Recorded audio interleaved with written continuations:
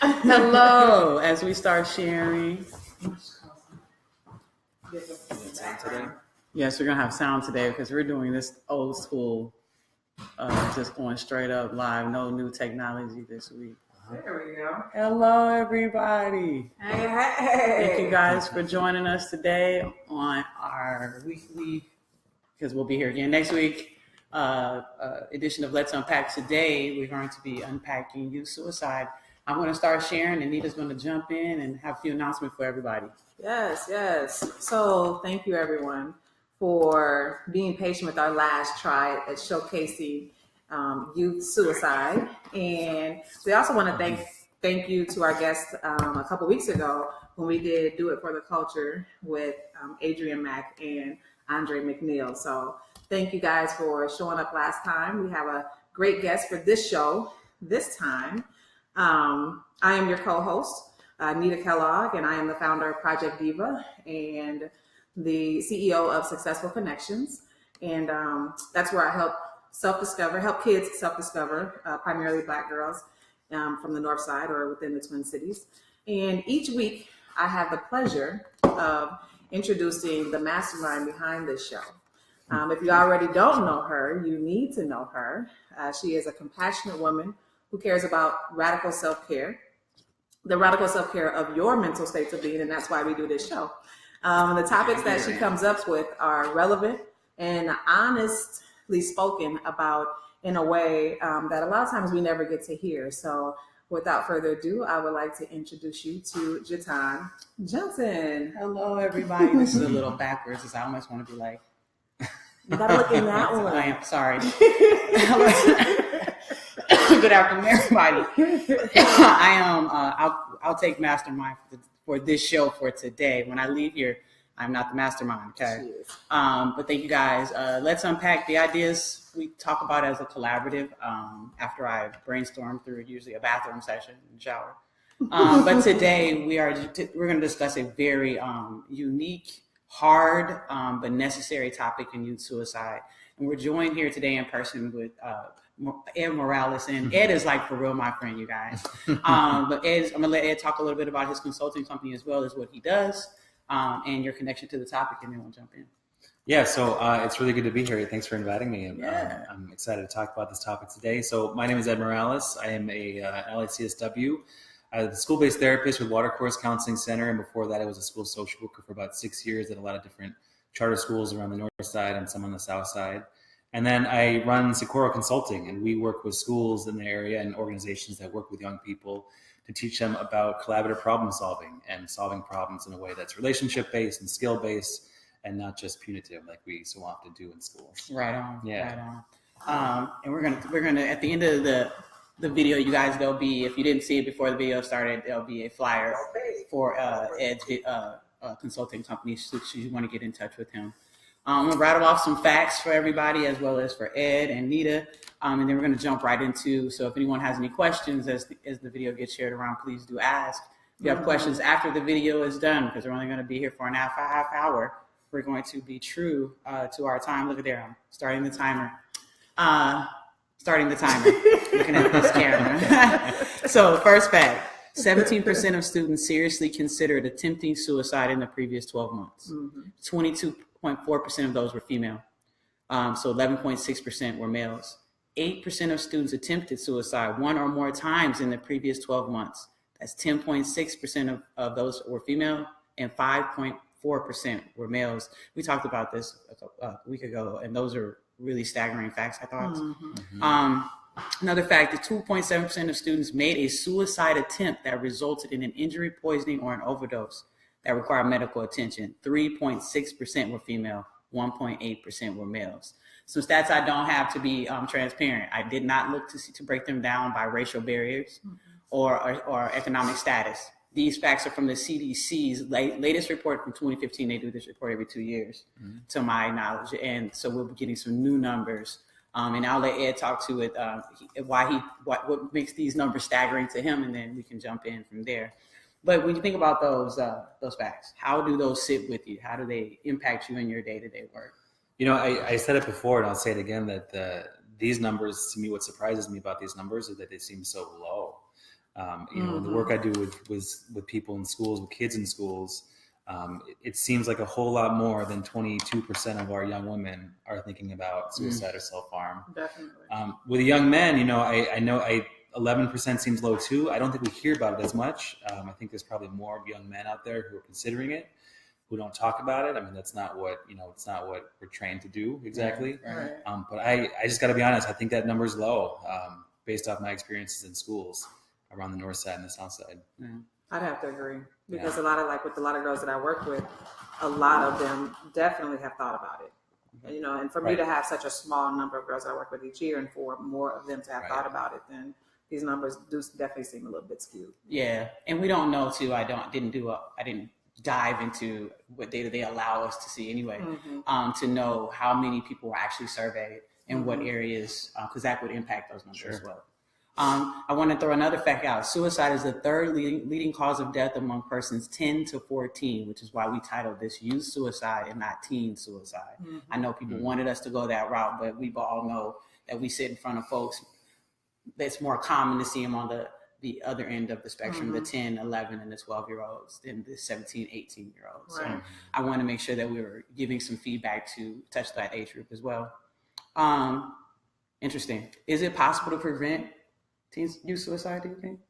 Yeah, I think it depends on what level we're talking about. If we're talking about individual suicides, like if we're talking about reaching out to an individual youth, then I think we have a pretty good chance at intervening if we can understand what's happening and get them to a trusted person as quickly as we can.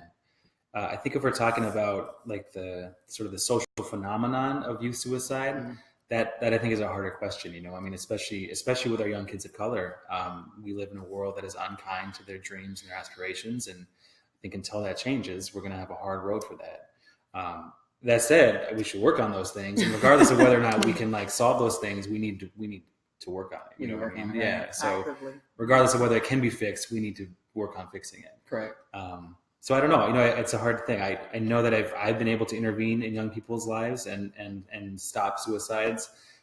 Whether it solves the problem durably, I don't know. It's harder to say that, I think. Yeah. The second part of that was how, if we could, and I don't think I don't think you can say yes or no. I think I agree with you. You have to hold that hope of yes. We can tackle this monster problem. But to do that, we have to authentically do the work, knowing that we can't help everybody, or knowing there aren't enough resources. Well, it's a hard time to be a young person. At 17, it's a lot harder than I was a kid, for sure. Man. It just does not stop anymore. It doesn't. It's like we have the most connected world, we live in the most connected time in human history, but yet all these things, Snapchats and Facebooks and whatever else, don't lead us to the kind of deep connections that maybe we've had in the past, and they bring a lot of mess onto our doorstep. Yeah, I've sat with some parents recently, and their biggest gripes around their children and these types of thoughts are, okay, I'm just going to take away the social networking. Right. Well, that takes away a piece where they're not as interactive, but when they get to school tomorrow, or they go to the library, or their friends the friend groups that they're running with are similar to those that are on this. So it doesn't matter. We have to find a way to get in and change the mindset of the individuals or the groups. If we get to the groups, that'd be more impactful. Yeah. But all it takes is one kid to change their belief in their group. And if one person does that per group, then I think long term, we might be able to tackle the problem with big people supporting them. Let me say that again, with the big people supporting them. Yeah, I think that's kind of where I was going to dive into, because even with sitting with parents and their conversation being, well, I'm just going to take away the social media. Right. Part of the issue is that we ask, so how was your day at school? We don't ask deeper questions like, so what was the relationship like with your teacher today? Like, was it cool? Did she say something different that you didn't? I mean, we don't get into those deeper conversations with our kids to really bring that they might not even know that they're thinking, or that they are thinking, but they don't think that we really care about it. Yeah. So, it's definitely, it has to start with the big people, because we've been there, done that. That's the whole purpose of us being able to guide the kids. Yes. But we're so stuck on social media and all the other things that go on in our life. We're not taking the time to pay attention to our kids. I think as long as you got your homework done, I think you're like, hey, that's good. You got your homework done. Nobody's calling me. I challenge parents to go deeper and don't let kids escape with, it was fine, it was okay, it was good. Right. What are those things? None of those are feelings. So tell me how you were feeling about Which that. is hard. I know when I was a kid, I have two foster daughters right now, one's 17 and one's 11. And when I asked them how their day was, I get fine. Mm-hmm. Yep. Which is what I said when I was a kid. And so it's like, well, I guess I earned this. But yeah, like how, and then sometimes it's hard. I think it's hard for parents to dig down into it when, you've got a kiddo who's presenting a really strong wall of like, I don't want to, I don't know how to access this. I don't have the skills, the words yet. Mm-hmm. And when you ask me to have the skills of the words, it gets really hard. So I think it's hard for us parents to be like, okay, I can see you're working on figuring out the language for this. So we're going to work on that so we can have these deeper conversations about your relationships and about like what's going on versus just what's going on, Yeah, right on. High five on that. That was dope. Y'all replay this and write that down. That was good. Do you believe there's enough awareness around youth suicide? I definitely don't. Yeah. I don't think nobody even like thinks or talks about it. Yeah. Like until something happens, and it's like everybody clutching their pearls at that point, But it's like I had no idea. Right, exactly. So no, definitely not. Yeah, I mean, I think if we polled a lot of people, if we went out to Minneapolis and just asked people what are the top 3 leading causes of death for young people, how many of them would say suicide is one of the 3? I don't think even a handful. I don't think so. We did that poll leading up to this. We could have did that on this past weekend. Hey, you gotta bring me on. Come on now. Yeah. I mean, I don't think there's enough. And I think the challenge that I see a lot in schools is that every kiddo who experiences these thoughts, or almost every, I shouldn't say every, but so many of the young people who experience these thoughts and consider suicide believe they're the only ones and believe that they're on their own. Right on. When really, I mean, even these numbers, 1 out of 5 girls, almost a quarter of young women, based off these numbers right here, have thought about it. That's a lot. I mean, that's a community, you know? Yes. It's not a great community to organize around necessarily, but there's a lot. I think there's a lot of strength in knowing that it's not just me, that a lot of people are wondering about their place in this world. And so when I work with young people and schools, that's kind of what we focus on, is like, it seems like you're alone. It seems like you're in the dark, but there's a lot of people who have experienced this too. And we're going to get you connected. We're going to connect you to that story, the story of pain. Like, it's important to know that there's so many people in pain, and then what are we going to do about it? So I definitely don't think that there's enough awareness around it. Yeah, I was, I finally got to, don't judge me, I finally got to watch Hidden Figures last night. I know I'm super late. Anyway, but I watched it, and it was interesting when I was done watching it. The thought I had was, wow, if I had known this when I were younger, what would the impact have been on my current day and my psyche growing up? And I, as a person of color, wanted to have that hidden. That's the title, I'm sure. So that takes away from me, right? But to tie this to what you're saying, when I was younger and had those thoughts, to know that my mother or someone before me, kind of like what Hidden Colors made this journey, and would at least be open enough to share with me how I would show up in me now, right? And how it would have helped me along the trajectory. Sure. And so parents, and I'm as transparent as a parent could possibly be. I've just learned after so many kids, you have to kind of have 3. And so you have to be transparent with, especially these girl children. And so I have shared that even in my adult life, when things have gotten hard and trying to care for them, that I've had those thoughts where it's like, man, it would be a lot easier if I weren't here, because then they could at least get my insurance money. Hey, life insurance. Yes, that's right? The first thing I'm just, as a parent that... What parent hasn't thought about that? I mean, for real though. Clear. Her whole body kind of, she was like, and you could see fear, like, oh my God, I wouldn't want my mommy, but she's kind of like, oh my God, you've had those feelings.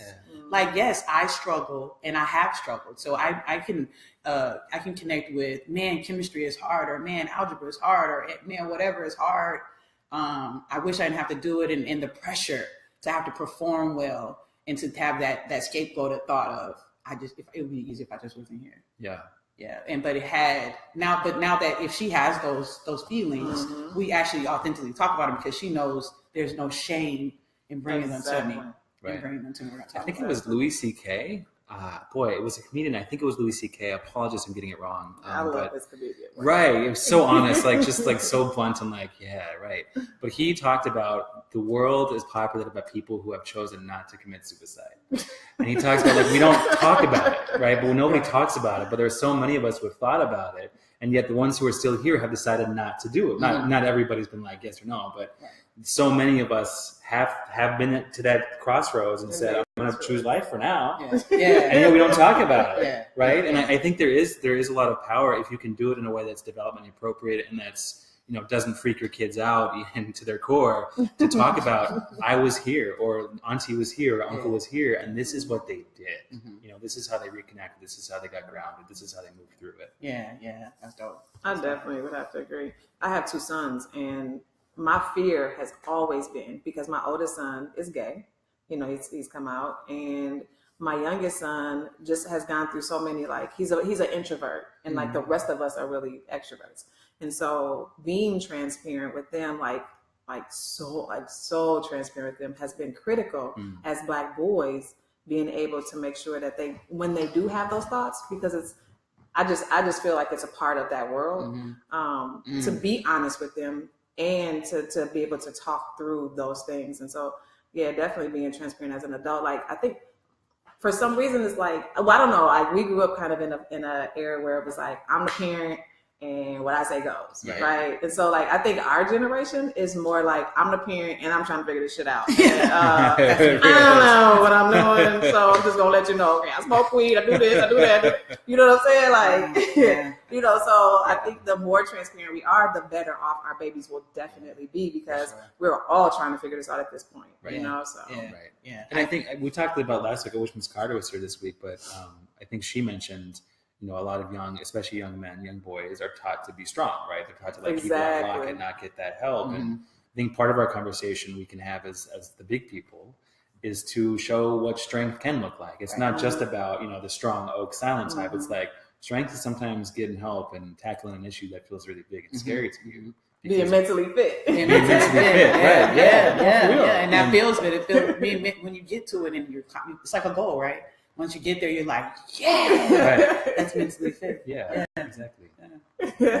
She did mention that. Thank you for recalling that. That's Miss Deja Carter. If you're on, she on.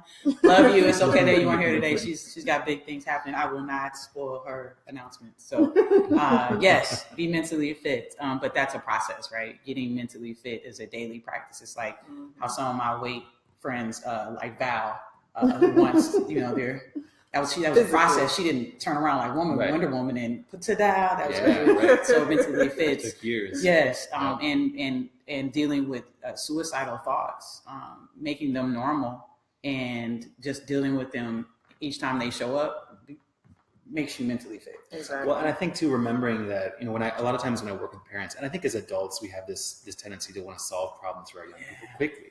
And I think things like suicidal thoughts don't get solved quickly. Right. It's like with conflicts with young women that I've worked on in schools. Oftentimes we'll say, well, it took a long time for the conflict to start, so it's going to take a while to get out of the conflict. So for kids who are so far down or are thinking about hurting themselves, it's going to take a while. That doesn't happen overnight. There's a whole lot of things that lead up to it, and so it's going to take a while to get back to that mental fitness or get out where you're feeling, all right, no, actually I am fit for this world. It's the world who's not fit for me. And to get to that place, it's not an overnight thing, and it takes a lot of hard work, and which is why we don't do it alone. We find people to share that. Thank you for sharing that. Yes, have a village. If you don't have one now, call one of us. We'll get you connected to one. Okay, so one more question. How can parents, caring adults, caregivers, I'm going to love this next one, school systems, be a better support to our youth? How can parents, caring adults, caregivers, school systems be a better support? Last week Ms. Carter said something wise that I'm going to go ahead and steal from myself. She's not here. You're not here, Deja. Yeah, sorry. We waited. But, it's that you ask your kids how they're doing. You ask the tough questions. You make it okay to talk about it. Yes. And then you listen. And I think that's the important part, right? Like, asking questions is hard enough, like getting the real questions, but then being able to listen and really hear your young people when they say stuff that is going to maybe hurt, that is going to be scary, that is going to make you angry, maybe at them, maybe at yourself, maybe at other people, but being able to sit through it and not just tell them that, your feelings are not valid. Just feel better. Just get happy. Just whatever. Like, that's not how we solve that problem. Right. So I think that's the big one for us parents and for all of us adults. School systems are hard. The work we often do as social workers in schools and around healing and around trauma is to hold things and to be patient with things. But schools aren't built on that idea. They're built on, scaffolding and going and growing and growing.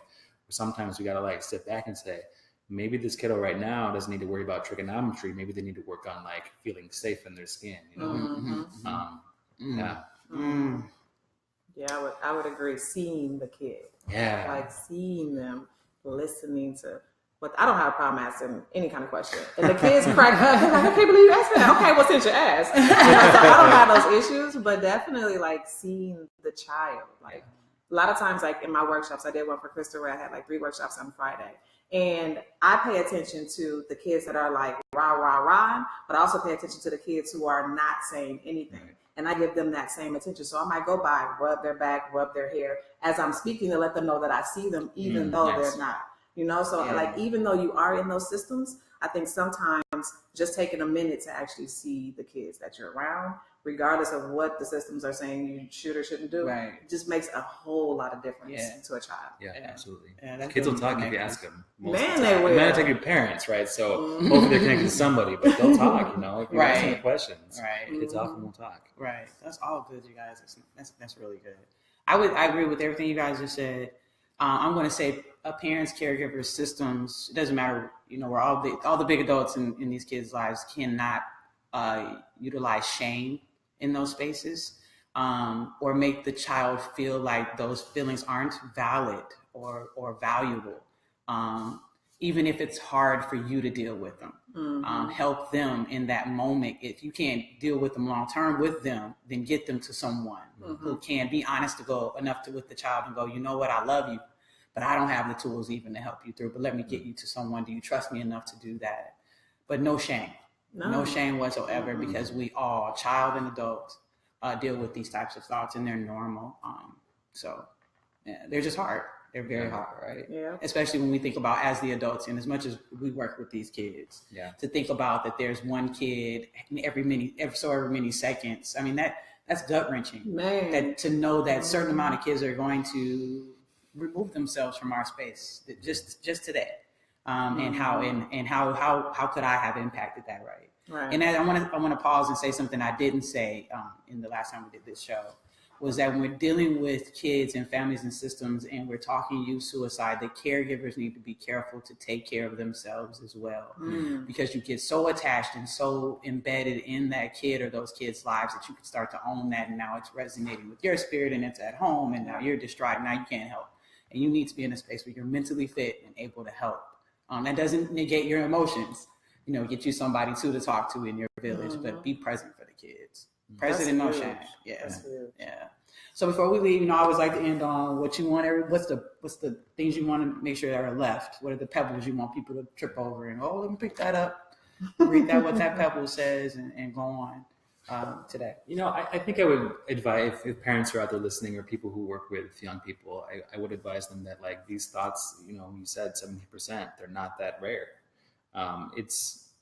And that you know about it is really important, you know, like it's what's really scary to me is when kids experience these things and nobody knows about it. So if somebody tells you, if a young person tells you that they're having these thoughts, that's a good sign. That means they're communicating their pain, they're trying to find out what else to do, and they're struggling with whether or not it's a good idea. And so that's where we can be really powerful. So if a young person tells you that they're experiencing these thoughts, do your best to like hold fast and, not freak out about it, but hold that and honor that and then help them find a better path. I think that's what, that just like listen. I don't know. I think it's that listening piece, hear what they have to say and help them through it. Yeah. Big people do. We do have a problem listening. We do. Yeah, we totally do. Yeah.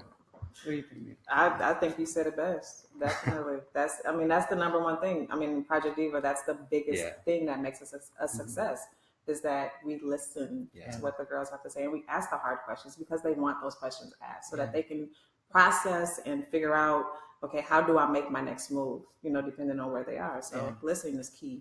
I mean, number one predictor of positive change in a young person's life has always been a strong relationship with a caring adult. I mean, that's what it's always been. It's the number one predictor. And you don't get there by not listening. You don't get there by not asking questions or not caring. You got to care and listen and think deeply with this kiddo. Absolutely. So the parting words here today is when I was a little kid, long time ago, one of my second grade teachers used to come in. You know how they call them specialists now, but they used to push in with the little cart and with the monitor. That's how old I am. There are no carts. does everybody have their listening ears on? And it would seem so silly, but what she wanted to know was, are we engaged with each other today? I came with my listening ears. Do you guys have one? She's my music teacher.